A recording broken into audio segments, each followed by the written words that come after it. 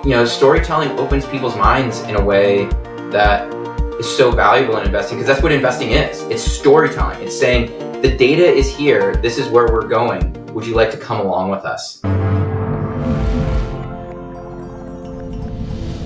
Hello, everyone, and welcome to another episode of Move the Money Into You series, where we focus on financial organizations and companies that are moving the money in the right direction or that are still moving the money in the wrong direction. This time, we definitely have a player that are working on moving the money into the right direction. And when I went to their website before this interview, I really understood why our listeners are tipped us off about carbon collective investing, a US pension advisor investing Investment firm, advisor. investment advisory, that are really moving the money in the way I'm totally find the way to do it. But instead of me explaining this, we have our guest with us. That is Breene Murphy, president from Carbon Collective Investing. Welcome to the show, Breene. Yeah, thank you so much for having me, Ingmar. And before you go into what your company are doing, tell us a little bit about who you are and Yeah, where you call in absolutely. from, etc. Yeah, so I'm in Southern California. I'm in Laguna Beach. And I'm somebody, you're saying a little background. So I'm someone that grew up around the ocean. I was born in Hawaii and moved to Southern California. I've always surfed. So this awareness of climate as an issue has always been something that I've been aware of. Because a lot of times when we have these interviews, you hear stories and people are like, 2020 in San Francisco, I knew I had to do something. And for me, like that wasn't the issue. I knew this was a problem for a long time, as long as I can remember. The thing that I didn't know is that I could do something about it. And for me, like a really influential person in my life was my grandmother, and her name was Delta Murphy. She was the mayor of her small town. She worked on the LA City Planning Commission. She ended up going and fundraising for University of Southern California's Wrigley Institute for Environmental Studies for 20 years, really deeply steeped in helping make people's lives better. And when she passed away, she asked me to do the memorial speech for her. And when I did that, I recognized like what a rich life actually was, right? It really isn't money. It's about making people's lives better. And then the appreciation that creates it, like she lived an incredible life. And that was the moment where I was like, oh, I can do something. Now at the time I wasn't doing, much, but it was this recognition of like more of like a contribution to society approach and an impact approach. And so that was what led me into climate change. This is a long time ago now. So it's like, it affects everyone. Not enough is being done about it then. It's still not enough is being done about it now, but we're like rapidly accelerating, which is really fun.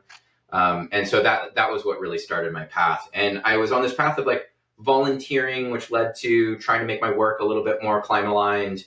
And then there was this place where everything came together, where my passion and my professional skills came together at Carbon Collective Investing.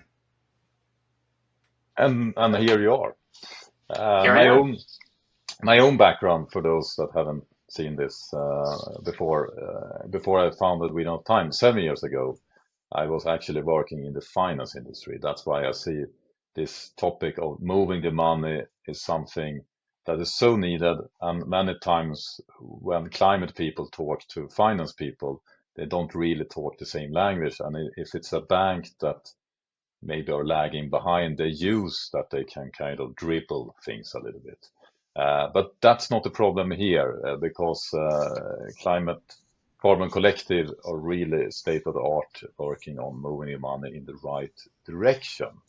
Can you tell us a little bit about Carbon Collective? When was the company founded, Yeah. and what are you doing differently from everyone else? And maybe you need to explain a little bit how it works with the US and how companies pay for their employees' pension Yeah. future. It's not the best system, but so in terms of what we do, right, at Carbon Collective Investing, it started with coming from a place of we we have the technology to solve climate change.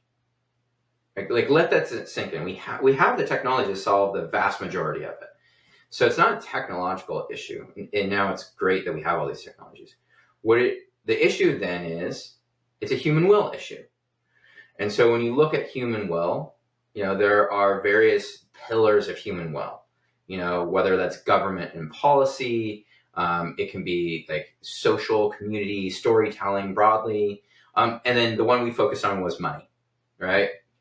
I'm someone that has been astounded by money and what it can do. I mean, the ability for us to work with someone I've never met before and just be like, I'll give you a little bit of money. It like facilitates human collaboration so fast. That's incredible. Now, I think the problem has been that human collaboration is not amoral, right? Is not, it has a purpose, right, to help us sustain life. And so if we know that, then it can be looked at as like, how can we start looking at money and how it's used and how it can be better used. So when we looked at where it was in the United States, and this is mostly true worldwide, but on the investment side, we are in an investment philosophy and paradigm that has been defined by Vanguard globally. So it's like, this is passive investing. This means you hold all the companies in the market, you keep your fees really low. But what that means is that you still have a lot of investments in fossil fuels. And we didn't agree with that. And when we looked at what was being done in the United States around ESG investing, that also didn't align. ESG investing is like a risk framework rather than it's not as much of an investment philosophy, because it's not envisioning a future and saying that this is where we're going. It's saying, I'm going to start considering these other types of risks that have a material impact, like environmental risks or social risks or governance risks. And it's looking at that. But that can have two sides of the same coin. And what we end up finding is, in its worst case, it can be really messy and like things we don't agree with. So, for example, BlackRock has an ESGU fund that still has Exxon in it. Right? That doesn't feel like it aligns. Right? And so what we did then is we went and looked back at Vanguard and said, okay, passive investing is there. This is the paradigm. What if we just listen to climate scientists? And climate scientists have really two things that they say, which is to stop investing in fossil fuel like infrastructure expansion. And so stop investing in fossil fuels and dramatically increase investments in climate solutions. Again, we have the technologies. We need to invest more in them. We need, whether that's buying them, whether that's investing in them, whether that's financing them, those are the things we need to do. And so that helped us create a philosophy that has the whole market, cuts out that slice that has a business model that is fossil fuel based, and then we double down on the companies that are building climate solutions. And these climate solutions are already exponentially accelerating. Wind, solar, electric vehicles, batteries, heat pumps, like everything's on this really rapid adoption curve. So luckily for us, it actually makes a good financial and economic sense to invest this way too. And so we quick question there. For how Yeah. long have you been doing this, and how is your portfolio performing financial wise? Yeah. So we've been around since 2020, and our portfolio has performed okay because our type of portfolio is a little bit more interest rate sensitive. So that means with the Federal Reserve in the United States being really worried about inflation, when they rose interest rates, that was a really tough time, and that was 2022. 2020 did great. 2021 did amazing. 2022 did terrible. And so we're in this place where 2023 was okay, and now we're starting to see declining interest rates, and so this is like back in a friendlier environment for our investment portfolios. I think it's pretty rare that you see the steepening of interest rates like we did over the last couple of years, and so I think we're in a much better position. But these are like short-term tweaks. When you're looking at the long-term time horizon, all these trends are looking at flat to declining demand in oil and exponential demand in renewables. And so if you know those two things, how would you want to build a portfolio, especially for the long term? So that's what we started for individuals. And this is people. I'm what's affectionately known as a geriatric millennial, being like the white-haired millennial. I'm not there yet. I've lost my hair, but I'm in this category of like, hey, like we haven't built up a ton of wealth yet, right? Because we're young. We're trying to figure out families. I got 2 kids, 4 and 6. So it's like, but we have old 401ks from our past employers. Which are in the United States, that is, people call these things pension systems. It's a retirement plan that is associated with your employer. Our retirement plans are not associated with like a single plan that your employer contributes to. They sponsor the whole plan. And so you have to move your money every time you leave a job. I don't think it's a good idea, but that's what we have. Anyways, for the individuals that want to move their money over the last job, we wanted to create something that was built for their long-term best interest. And what we found is people really loved it, so much so that they asked us to come to work. Now, this is like a really big market for us because we're looking at, it's north of $11 trillion in what it's called DC assets, direct defined contribution plans, which means like you give a specific amount every month, you don't get a specific amount back. And so it's a big market. There's a lot of investment here. And this has even narrower guidelines than personal investing. And so what we found is we found a way to, for the first time, build a fossil fuel free default option in company employers' retirement plans. So when you think of all the companies that really want to change the world in the United States, they still have investments that are heavily into fossil fuels. And this is like some of the most mission-aligned companies or nonprofits you can imagine, right? It's like the Earth Justice is a group of lawyers that sue fossil fuel companies, and they still have a default that has them investing in fossil fuels. And it's not only those that are very mission aligned, it's also the companies with science-based target, net zero targets. Totally. Many times those companies can halve their carbon footprint by just changed bank or pension provider. Banking tends to be a little bit larger, but investments are also like a really big source of scope 3 emissions.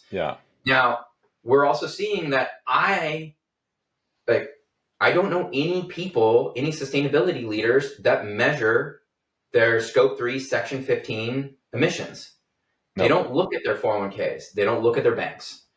I'm starting to see a couple people looking at their banks. I haven't seen people look at their 401ks or the retirement plans where you have these investments for employees.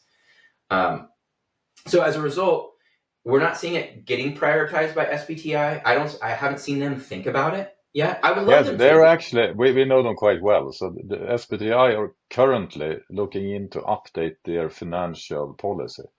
So I think there's a golden opportunity for companies like yours to reach out to them. I can get you, I can connect you after this recording.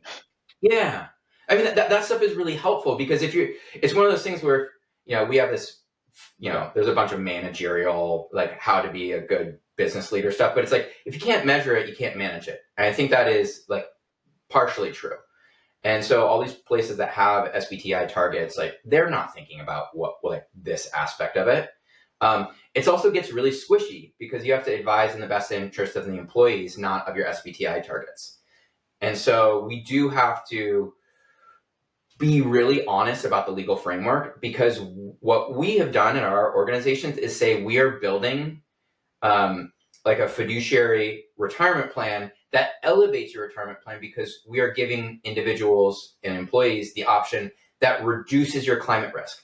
They will have the regular options too, right? So it's about giving people choice and being able to change the defaults. And so because most of the times when people here, I think this happens globally, when you get a job, it's a little bit of an anxious time. You get a job, first couple days, what am I doing? How do I sign up for stuff? This is not a place where you have a lot of time to think about everything. You're just trying to do stuff. And so these defaults as companies end up getting between 70 and 90% of the assets in the plan.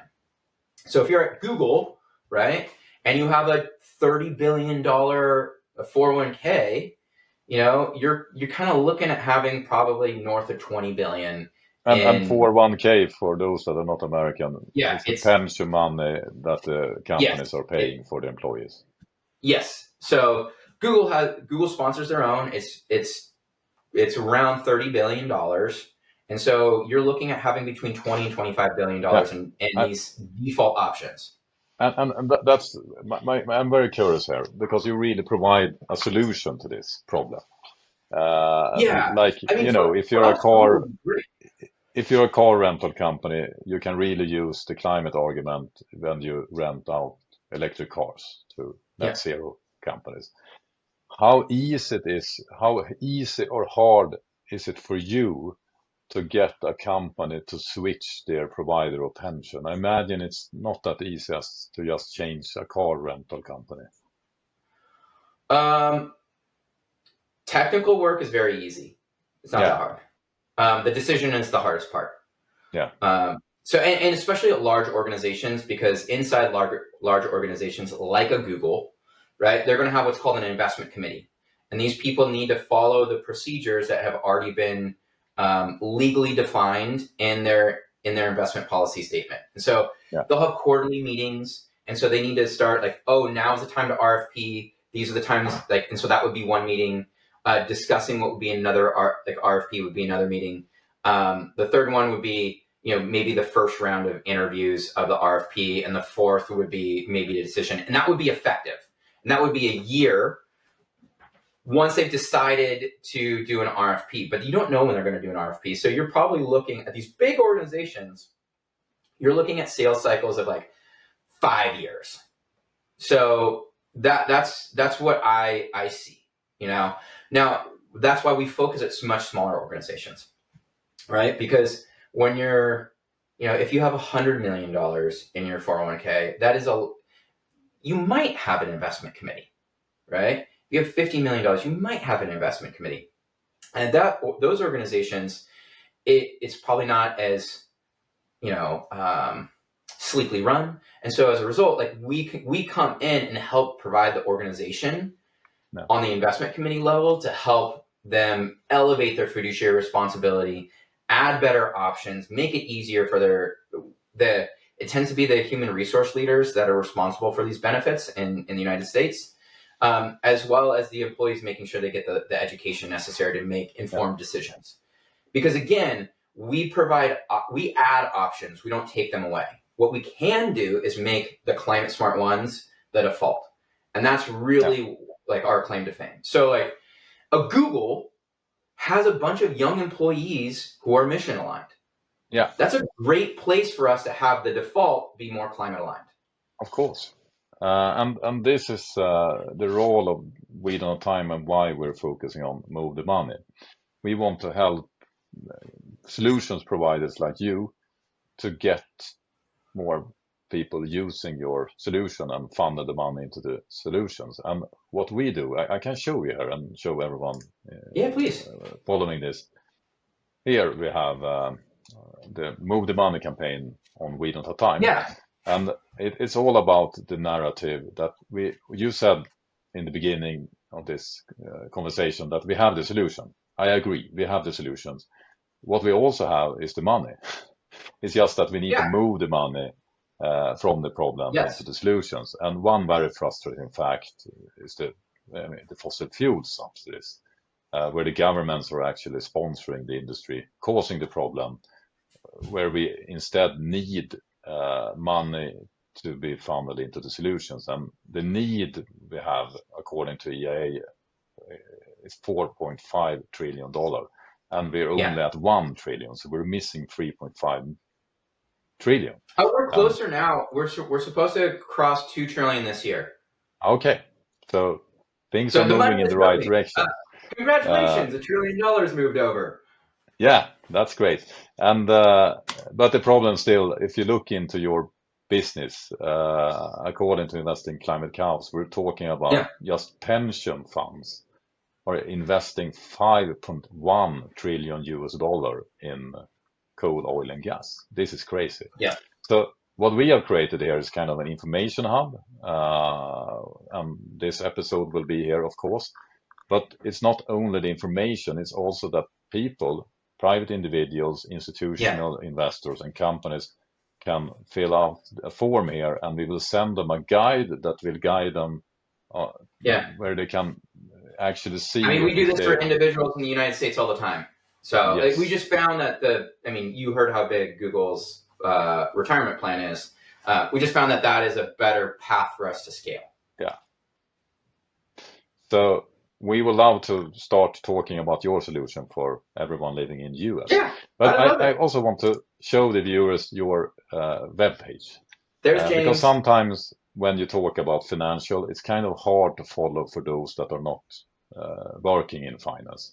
Yes, And I think we're you nerds. have done an extraordinary job of communicating what you do. So this is what you see when you go to Carbon Collective. And the interesting part is very visible here. This is super clear. You see that you're divesting, you're moving the money away from the problem, ExxonMobil, Duke Energy, Mhm. Chevron, and you invest them in the solution. So here's the move the Yeah. money thing. But you also are doing something else, and that is you're still practicing to be an active owner. Many times investors that are Yeah. investing in oil companies We're, are saying that they're active owner, but they don't really influence the companies. You are an yes. active owner in the companies like Coca-Cola and Nike that are not doing everything right. They're a big part of the problem, Yeah. but you nudge them to, speed up their transition plans because those Yeah. companies, they have transition plans. And you're Yes. also very clear here. Work with very state-of-the-art climate solutions companies. Hmm. And this is the We most can help impressive. everybody. It's just where we're finding most people. Like, Yeah, this is where people want to hire us. yeah. And this is the most important thing you really do so great. You show the numbers. So Yeah. here you can see if I have my pension invested in Carbon Collective, I have this carbon footprint compared to Vanguard or Yeah. Betterment, and it's a huge difference. So if I want to give you 5 star for what you do, I would like to give you 10 stars. 5 stars for that you're Ingmar, I moving love the it. money, Yeah. and 5 stars because you are communicating in a very good way. Thank you. I think you're actually a leader out there. Oh, thank you so much. I mean, if you live in US and tuning into this program, and you have a pension scheme from your employer, you must nudge your employer that here's a Yeah. solution. And if you're an entrepreneur, or if you run a company or a CEO or you're running the human resource department, Yeah. you know where to go. This is super interesting. So, Breene, what do you see? Will you? I mean, a question there. You're now. I mean, how big or small are you in the market? Are you like a very niche Yeah. Yeah. player? Yeah. So total assets under management, 55 million. So we have divested and then reinvested into about $45 million, and this is whatever it is, Thursday, October 10th. Hmm. That we're saying. I have to say this for like regulatory and compliance reasons. It's like you have to be very precise Okay. in language. Um, we're at these numbers, and that's not that big to be No. honest. But we have an investment philosophy and approach that can scale up, and so the goal is to be very large to have a really meaningful change. And I do want to say like one additional thing, which is when we're talking about pressuring the rest, because of the size, we have not put a lot of resources into like the engagement, but we just do voting right now. But as we get bigger, that's where there'll be much more opportunity. And I think that's going to be a really exciting part of what we do is when we start to operate. And I want to operate in a way that's very different than like an activist group, right? That's like, Costco, you're doing, you know, like your finance emissions with Citibank are really high, and like I know those people, and so like good for them. But what I'd love to be able to say is like, hey Costco, you're a portfolio company. We notice that you're Citibank. I'm not sure if you've seen this, but the interest rates you're getting is not very good. And with the amount of cash that you're sitting on, you could be like getting this much more if you went here. And it also happens to have like a much lower scope 3 emission Yeah. profile. Like, would So, that so be instead interesting? of saying that they are idiots, you say that they can perform better by, become better in climate. I think we're going to take a very different approach. It's, I come from a place of belief that most humans want to live a good life. Yeah. And so if they're not doing the right thing, it's because they haven't figured out how to do it for the most part, right? So, and I would even say at oil companies, like I just listened to a podcast with Vicky Halub, who wants to be like a zero carbon company at Occidental Petroleum, right? She's still doing wrong right now, right? But it's like, even someone like her is talking like they want to solve the problem. And Yeah. so what I come from a place is like, if I'm talking to companies, I want to be like, look, you've already done all this action. There's a ton there. This is how you can be even better. This is how it'll be better for your company. And just like, I love Costco. I should like Costco. If you're in the United States, it's like a great place to get good deals. I have kids, so it's like on large amounts of food, So it's like you go there, they have samples. It's like a good experience. Everyone's really nice. Like so, but do I also want them to have solar on top of all their Yeah. warehouses? Yes. Do I also want them to have batteries? Yes. Do I also want them to like have better banking relationships? Yes. Like I Yeah. want them to have all these things too because I love them, not because I think they're doing wrong. It's like so. I think that's a mindset that we have, um, and I guess the other thing I'd say is like you spoke about the communication of this. I don't think enough people can see how amazing this world will be when we adopt all these solutions. It won't be just that we are living on a livable planet where we've sacrificed and all that stuff. I think the world's just going to be better. Yeah, of course. I think that Uh, it will be but I more mean, people, habitable, yeah, yeah, but less air pollution. So, like, I'm somebody who lives in Southern California, so this is so cleaner air, more visible, less noise pollution. Have you noticed how loud, like, internal yeah. combustion engine leaf blowers are compared to electric I don't ones? use them Or anymore, so I forgot. yeah, but it's like it's wild how much we're Yeah, sacrificing now. And if we can yeah, wake yeah, up to how like crappy it is, and then you yeah. go, oh wait, the better thing is just right here. There's a Swedish or a Scandinavian pension company, SPP, that's one of Sweden Times partners. They are also divesting from Mhm. fossil and investing a lot of solutions and also do a lot of active Yeah, things. They don't do the exact same what you do, but similar.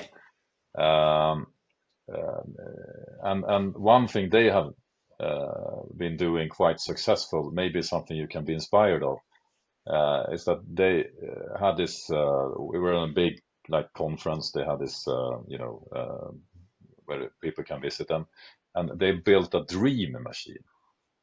So people oh, that's entered fun. what they wanted to be in the future. Do you want to be a surfer, or do you want to do that and that?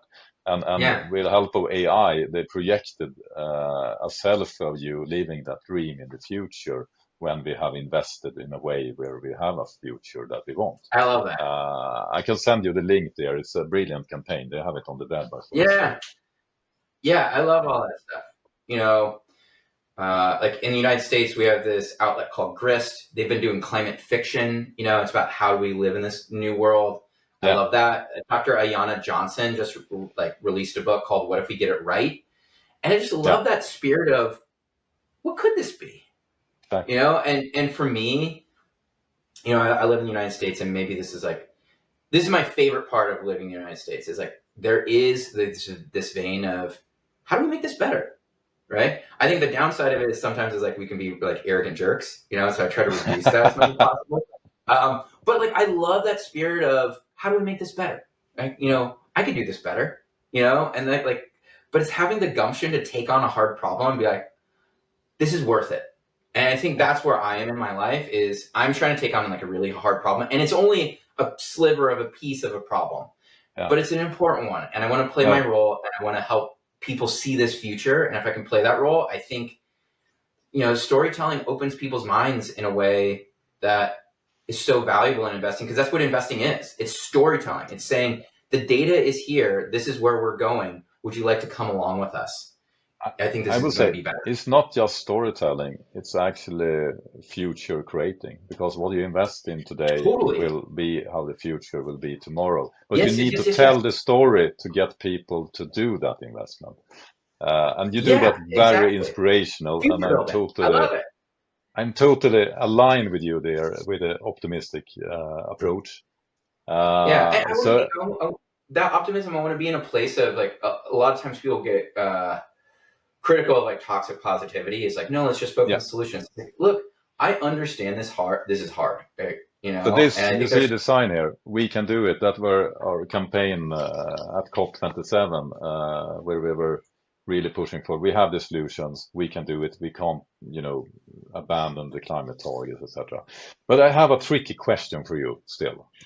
yes, Um, I and love that them. is, I mean, I'm really agreeing with everything you said and love what you do. Yeah, And also this approach, like how hard can it be? Let's yes. focus on the solution and the world we can create. It's a better world.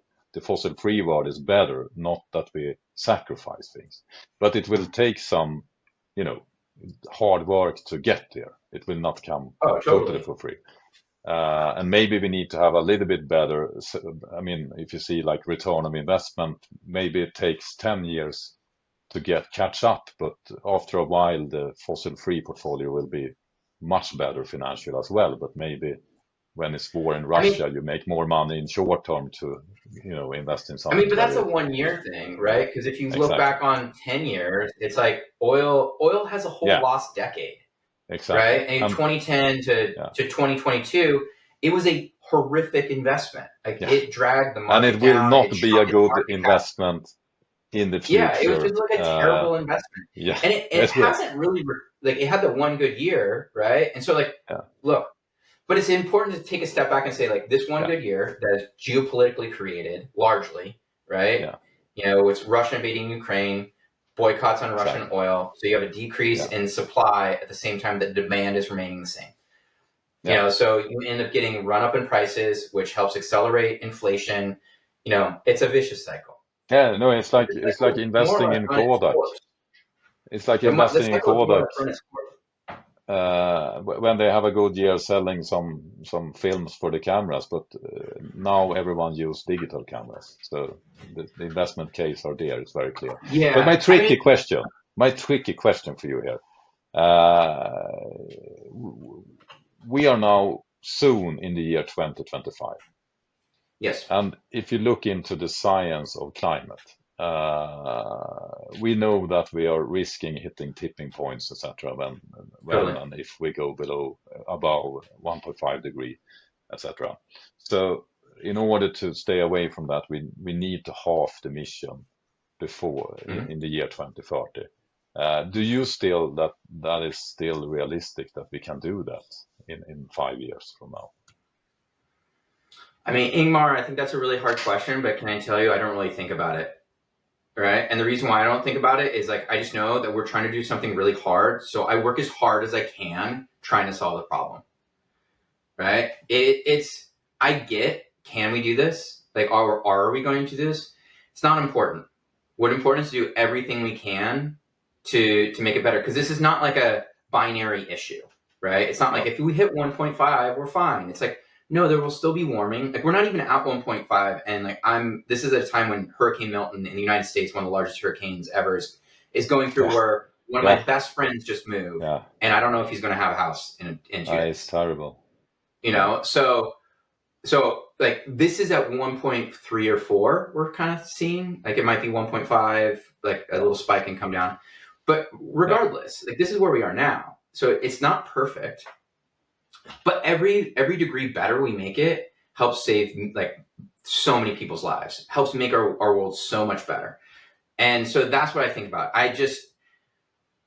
I understand that question, as a lot of people are like trying to get on this bus of like whether or not to get involved because they don't want to get involved in a losing battle, Yeah, right? And but again, I think that question goes back to a binary mindset of win or loss. And what I'm just saying is like everyone who's listening right now, just do something that will make it better. Just do something. Like we're in a place of like, compost instead of throwing out your food. Like vote for climate like friendly policies. Invest, move the money. That's it's uncomfortable for a lot of people in the United States because we don't have a lot of financial literacy, but it takes about an hour, right? This is yeah, not like a exactly. very hard thing. It's like consider buying an electric car or getting a heat pump next time, or looking at an induction range. Like there's just all these solutions that if you keep focusing on making it better, it will get better. It will be better than if you had not taken action. And if you can do it and then tell people about it so they do it too, that's how we have this individual action that scales up to collective solutions. That's what I'm interested in. I think you should run for the president next time in your company. I love I the mean, answer. Just keep yeah. doing it, and we can do it. And I mean, everyone knows we're going to win this. It's just a matter of how long time it will take and how big the losses will be before we get there. But we can do it. And how We much will better the do life it. will create. And I just, investing in the future will probably be your best financial advice ever. And that is what you provide. Not advice, but I mean, investment on how to do it. I'm just trying to create an investment strategy that thinks is going to work for the long term, right? Yeah. And that helps see the future that I believe that we're building. And if anybody has questions about it, and this is like about anything, like I've done so many of these things, and I still have stuff to do personally, but like I've thought a lot about it. I love chatting with people. I thank you so much for talking to us, and I wish that we will talk again in 5 years or happily much sooner, where you are not Oh, just Martin, we this give you the same small answers. player, but you are the biggest player in your field, and everyone else are just doing the same. Because that's where I think that's the important thing by moving the money is that if you do it on scale, others will want to Yeah. move it in the same direction, and that itself is a positive tipping point. So moving the money is the tipping point we need in order to fight the negative, risky tipping points of climate change. So thank you so Yeah. much for what you do. Oh, you're And so welcome. It's a privilege of a lifetime. thank you.